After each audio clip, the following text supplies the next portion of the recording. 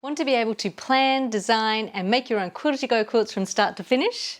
Welcome to Pattern Poole TV. I'm Monica Poole. I'm a fashion designer, quilt designer and sewing tutor from Australia. And I've been designing quilt-as-you-go quilts now for over 25 years. Today I'm going to share with you my process on how I design and plan my quilt-as-you-go quilts.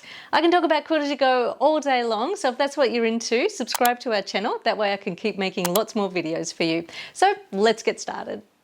To put my entire design process that I have been developing for many years into one video would be really overwhelming. So I sat down and worked out some simple introductory steps to get you on your way to designing and planning your own quilt-as-you-go quilts. What is quilt-as-you-go? Well, rather than wrestling with a large quilt underneath your sewing machine, it's the process of breaking your quilt up into smaller sections, quilting them and then joining them together to make the complete quilt. I enjoy making my quilts this way because working in small, manageable pieces is fun and easy, and I also like the fact that I can make the entire quilt myself from start to finish. So before you get started with anything, the first thing you need to do is actually start at the end. What I mean by starting at the end, I mean what is the purpose of the quilt? Who are you making the quilt for? Are you making it for an adult, for a child, or are you making it for yourself? Is it just going to be like a throw to go over the back of the lounge? Next thing to think about is, do you want to have a theme? Do you just want it to be patchwork blocks, or do you want it to be applique, or a combination of both of them? And by a theme, I mean like you might want it to be, say, birds, flowers, shells for somebody that likes the beach. This kind of gives me an idea in my mind of what I want the finished quilt to look like. So basically the general aesthetic of the quilt. There's inspiration for quilt design everywhere, be it architecture, fashion, nature, you know what you like. So it's a great idea to get onto Pinterest and to create a mood board. Okay, so once I have figured out the purpose of my quilt, who it's for and the theme, the next thing I do is choose my quilt-as-you-go joining technique. Now you probably have a finished size of quilt in mind, but first let's talk about the methods that I use to give you an idea of what's involved and how your finished quilt will look. There are various different methods for joining quilted sections together. I mainly use 5 in my quilt patterns and I've had great feedback, so I'm going to run through them with you now. I have a detailed tutorial on each of these techniques and I'll put the link in the description so that you can check them out later. Method number 1 is the joining strip. This will give you a 1/2 inch strip that runs between the sections. You can make this in a contrast fabric, or if you don't want it to stand out, you can make it in the same fabric as your background fabric. This is a popular method. A lot of people know this method, so it's basically a 1 inch strip on the front and an 1.5 inch folded strip on the back. They're all sewn together at the same time. The top strip is then flipped out and placed right sides together with the section to be joined.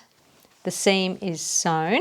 And what that's going to give you is, on the back, you'll be able to flip the back strip over. You can hand sew that. And on the front, the finish is the nice, neat 1/2 inch wide strip. Method number 2 is an easy cover strip. This is a fully machine sewn method that I have been publishing in patterns since 2005. The result is what looks like a 1 inch wide sashing that goes in between the quilted sections. Now, if you want to disguise that sashing, you can just use the same fabric as your background fabric, just in the same way that I've done with the Miss Daisy quilt. For this method, the batting is cut 1/2 inch smaller all the way around the edge. You then put your top section on and then you can quilt all the way to the edge. It's also great for stitching and flipping. To join your sections together, you actually join them with the backs facing, sew the seam, and that means that everything's nice and neat on the back. And then on the front, we're going to cover the raw seam with the cover strip. So the cover strip is basically just a 2 inch strip of fabric that's made up with a 1 inch bias tape maker.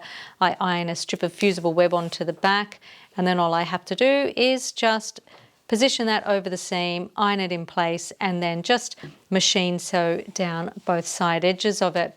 Now with this method here, you will actually lose about 7/8 of an inch or 2 centimeters off the edge of your block. So therefore it's great for applique blocks and stitching and flipping, but it's not really suitable for pieced blocks where you have corners and points that finish 1/4 of an inch away from the edge. You can overcome this problem by sewing a border around the edge of your pieced block first of all, before you quilt it, and then apply the tram. That way you won't cut off any of the points. Method number 3 is what I like to refer to as the traditional technique. I call it the traditional technique because there are no visible joining strips and it looks like the quilt has been quilted in the traditional way, as in one complete quilt. For this method, when I quilt my layers, I like to leave a 2 inch gap all the way around the edge that is free of quilting. Sections are joined with the right side facing. You can easily separate the batting and the backing just so that you can get in there and easily sew your seam. When you open out, you'll see that it's nice and neat on the top, and on the back we have the raw seam, which we're just going to press to one side.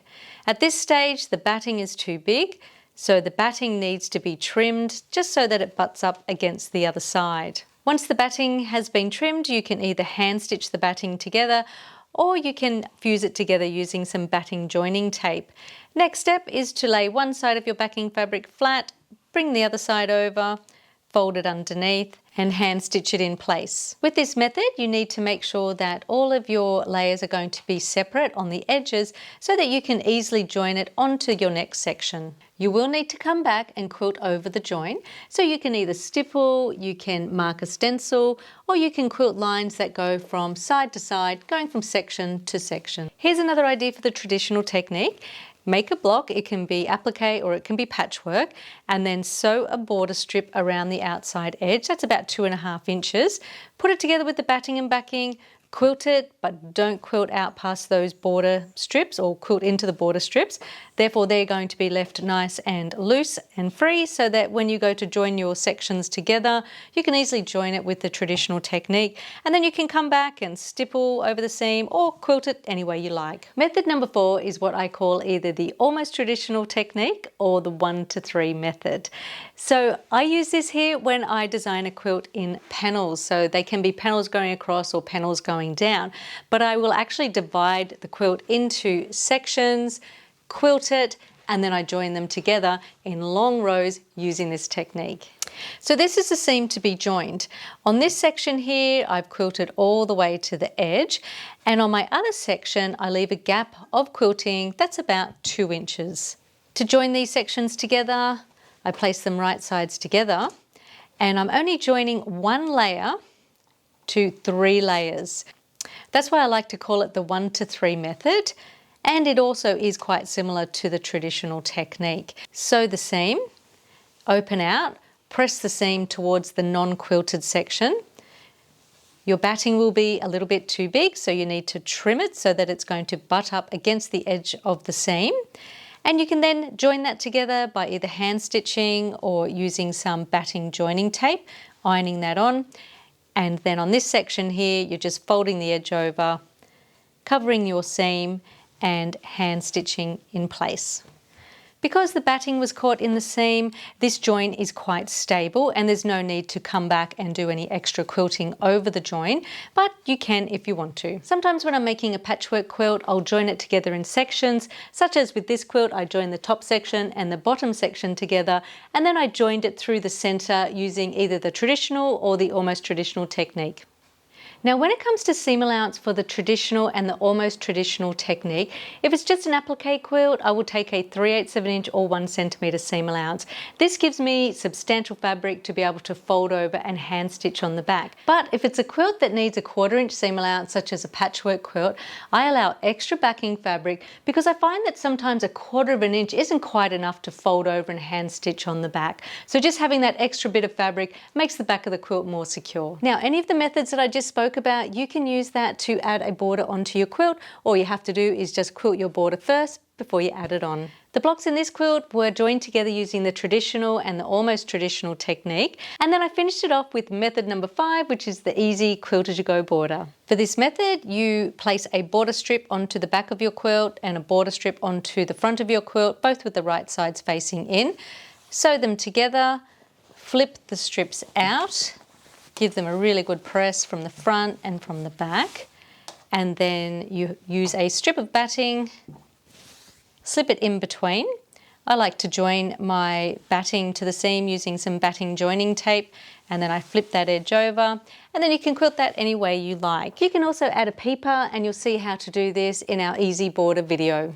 Okay, so now we have done a brief overview of all the different quilt-as-you-go techniques that I like to use. You may now have an idea of the techniques that you like and of the overall look that it gives to your quilt. So don't forget, we have a detailed tutorial on each of these methods, and I'll put the links in the description so that you can easily go back and watch them. Okay, so let's talk about sizing and layouts. There are about 1 million different ways that you can configure a quilt. I recommend keeping it simple with squares, rectangles, and panels. So work out your finished finished size and put pen to paper and start dividing it up. Once you have worked out the sizing of all of your sections, add your seam allowance and off you go. Graph paper is really helpful for this. If you are just starting out planning and designing your quilt-as-you-go quilts, then I recommend squares just to keep it easy and fun. To give you an idea, here are some easy ways that I like to lay out my quilts. This is my cherry cheer quilt. I've used 9-inch blocks. I have 6 different block designs and I've joined them together using the easy cover strip method. This is my black and white version of the Miss Daisy quilt. The block size finishes at 12 inches. The blocks are joined together using the easy cover strip method in the same color as the background fabric so that they don't stand out. And this shows how effective a repetitive design can be. I've used 16-inch blocks with the hummingbird quilt. This quilt here is joined together using the easy cover strip method. It's another repetitive design that, when it's placed in different directions, forms an overall design on the quilt. I've used 20-inch blocks in my Peacock's Garden quilt. I have a combination of piece blocks and applique blocks joined together with the traditional technique. The Georgina Rose quilt is made up of patchwork panels and applique panels that run across the quilt, and they're joined together using the almost traditional technique, or the technique I also like to call the 1 to 3 method. And the Sea Change quilt is made up of piece panels and applique panels running down the quilt and joined together using the easy cover strip method. To finish off, here are my tips. Use a nice, flat, low loft batting, something that can be pressed and won't melt under the iron. With Quilt-as-you-go, you can use different fabrics for the back, but if you do want to use the one backing fabric, use a busy all-over print. Don't choose stripes or directional prints because they're too hard to line up on the back. If you can, make a big homemade ironing board like I showed in one of my previous videos. This is just going to help you for when your quilt starts to grow, you're going to have a nice flat surface to work on. A tip for when you're designing applique blocks is to make sure that your design fills the entire block. So that way, when it comes to quilting, all you have to do is just outline around the shapes. And the last tip is to take your time, enjoy the journey, and be kind to yourself. Now, I can imagine that this video was a lot to take in, but don't stress. We have a private Facebook group that you can join and we can support you in your Quilt-as-you-go journey. I hope you enjoyed this intro into designing and planning your own Quilt-as-you-go quilts. If you make some quilts using these methods, share them in our Facebook group. We'd love to see it. Thanks for watching. Don't forget to subscribe. Bye.